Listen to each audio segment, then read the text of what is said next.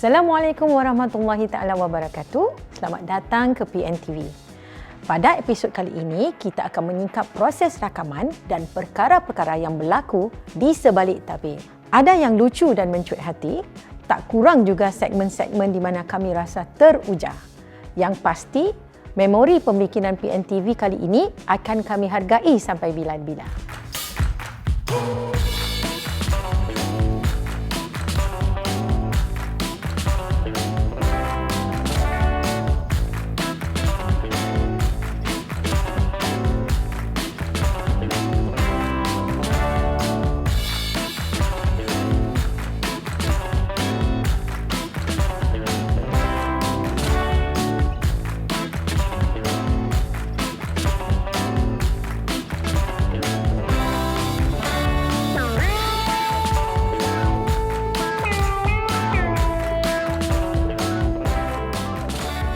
Para penonton, kali ini kita akan berada bersama individu-individu yang bertanggungjawab untuk proses rakaman dan juga proses selepas rakaman. Bersama saya ialah Encik Shah, pemilik The Video Company, dan juga Encik Fendi ya. Jadi bolehlah ceritakan sedikit tentang kali ini rakaman siri PNTV ni. Terima kasih kerana mengundang kami pertama sekali. Kami amat berbesar hatilah kerana ini ada kali kedua kami bekerjasama. Dan saya rasa ini adalah satu inisiatif yang sangat bagus bagi industri buku, kesastraan Melayu dan dari segi transformasi di antara buku cetak hingga ke digital, alam digital, cybermaya. Dan saya rasa ini adalah satu kolaborasi yang agak yang boleh memanfaatkan masyarakat. Dari segi proses, kami sebenarnya di sebalik tabir selalunya. Jadi kita jarang di depan kamera. Jadi kadang-kadang kita pun goyang jugalah kan. Proses penggambaran atau rakaman sebuah video YouTube ini terbagi pada 3 bahagian. So bahagian pertama adalah pre-production, di mana kita akan menerima skrip atau kita akan membuat skrip dan kita akan fahamkan apakah tema video yang harus kita laksanakan. Ada lagi beberapa elemen lagi dalam pre-produksi adalah seperti location. Okay. So seperti sedia maklum yang The Video Company juga mempunyai sebuah studio yang berada di lokasi ini, iaitu TVC Studio. So dalam PNTV series ni kita kalau perasan kita ada living room set, ruang tamu, dan kita ada juga ada 2 rakaman di dining area. Kalau gitu kita akan 4 ruang lah sebenarnya. Kita ada banyak ruang di sini yang kita boleh gunakan untuk scene-scene atau tema-tema yang berbeza. Bagi para penonton, dia akan merasakan ia adalah satu dinamik. Di mana sebuah siri itu berada di set-set yang berbeza. Komponen yang kedua adalah production itself. Rakamannya tersendiri. So kita nak tahu kita akan involve kamera-kamera apa yang harus kita gunakan, berapa banyak kamera kita harus gunakan, angle. Kan prop-prop yang perlu digunakan juga ya? Ya juga. Seperti di belakang kita ada rak-rak buku di sini. Jadi kita nak tahu apa yang harus dipaparkan di sini, seperti buku-buku ataupun prop-prop yang harus ada. Tapi kita juga perlukan ada kehijauan, pelan-pelan ada di sini. Lampu ini untuk menghidupkan dan seterusnya. Dan kita perlukan kamera, kita perlukan lampu untuk menaikkan sesebuah environment itu, dan lampu untuk menaikkan subjek-subjek yang ada di sini. Ialah kita perlukan sound seperti mic yang kita dengar ini.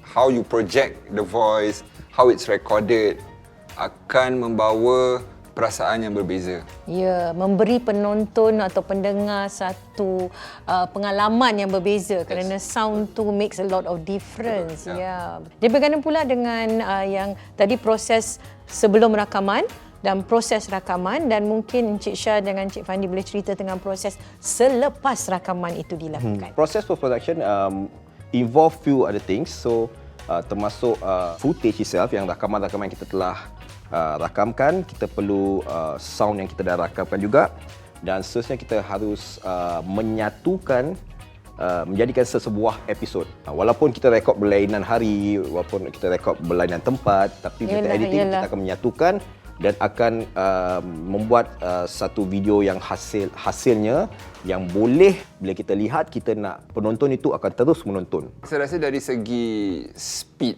for example kita kan sekarang tengah berbual, kalau hanya satu kamera gitu dari mula sampai akhir Akan agak membosankan, ya, betul. So kita nak kena tengok kalau ini talk show yang agak rancak, kita punya cuts nak kena lebih padat, kena it cannot be too long-winded. Jadi pada saya itu adalah satu aspek yang agak penting lah. Tadi Encik Syah menyatakan tentang mungkin waktu rakaman tu kita ambil sedikit siri nombor 1 ni kat sana sikit, tapi lepas tu kita sambungkan.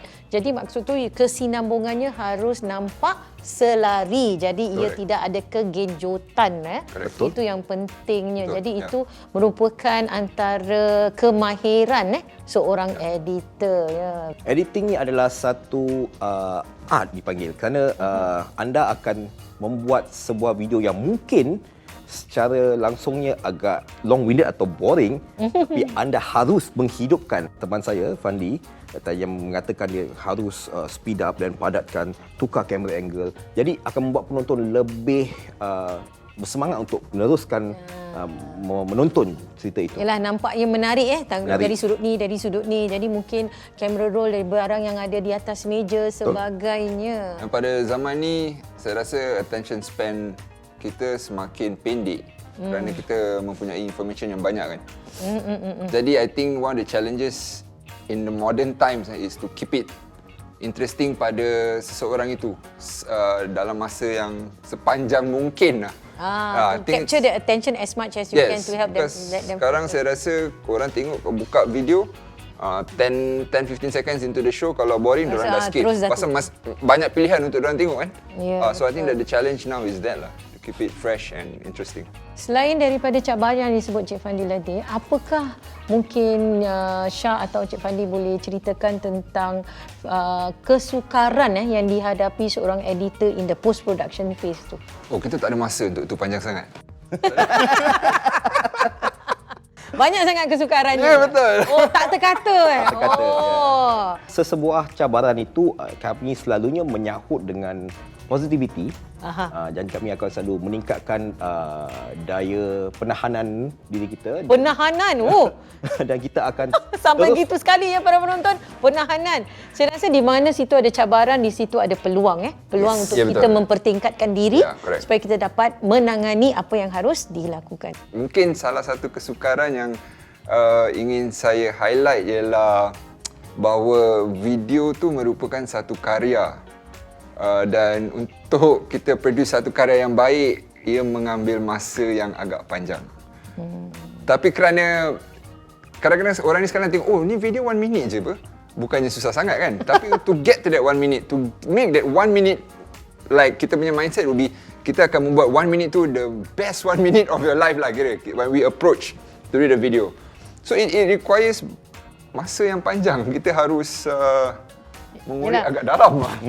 Jadi mungkin hasilnya ialah 1 minit, tapi effort plus pemikiran tu macam mana nak buat 1 minit tu sebenarnya is like artwork, betul tak? Betul. It's like your own masterpiece. Jadi kerana kesenian tu bukan sesuatu macam saya akan cakap, kalau bikin kek mungkin 2 jam boleh bikin kek kan? Tapi dalam ni, perkara ni bukan sesuatu yang pegang je jadi, betul tak? Ya, betul. Jadi makan masa berfikir. Jadi post production ni is where the magic happens lah. Betul. Kita ada konsep dia, kita ada stages yang kita nak kena go through. Seperti nak dapatkan sebuah 1 minit video ni, sebenarnya banyak komponen dia. Scene dia kat sini, scene dia kat sana. Dan satu scene kita nak kena hidupkan lampu, kita kena adakan camera angle, kita nak kena get the sound ready. Itu satu scene aja. Jadi banyak scene, banyak location, semuanya berlainan tempat, makan beberapa hari untuk rakaman saja. Pre-production aja pun makan berapa bulan agaknya. Post production makan lagi sebulan. Seperti saya bagi example lah. Jadi dalam siri PNTV ni, daripada pre-production sampai ke tahap selesainya lah siri-sirinya, berapa lama Syah rasanya kita perlukan? Post produksinya akan mengambil masa dalam lebih kurang sebulan. Ya. Okay. Kerana kita ada sebilangan episod yang kami akan keluarkan, terbitkan. Jadi kita masih dalam in the process lah as we speak now. Saya sedang berfikir ni production mungkin dah mengambil masa sebulan juga dengan filming everything. So mungkin 2 bulan lebih gitulah ya. Saya rasa kita bernasib baik juga bila kita bekerja dengan Pustaka Nasional kerana mereka mempunyai visi yang agak clear. So it's very simple for us to achieve whatever they need.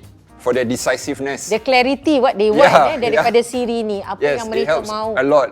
Ya, para penonton, tadi Encik Syah dan Encik Fandi telah bercerita tentang 3 fasa fasa pre-production, production itself, post-production, kesukaran mereka. Dan satu fakta yang saya rasa menarik ialah apabila Encik Fandi mengatakan tentang clarity tu dan juga apa yang Encik Syah katakan tentang bekerjasama dan menghormati apa yang kelebihan masing-masing. Kalau Pustaka Nasional mereka specialize in the books and everything, tapi this is your specialty, so you know your part. Jadi saling kita menggabungkan kepakaran masing-masing supaya kita dapatkan produk yang terbaik.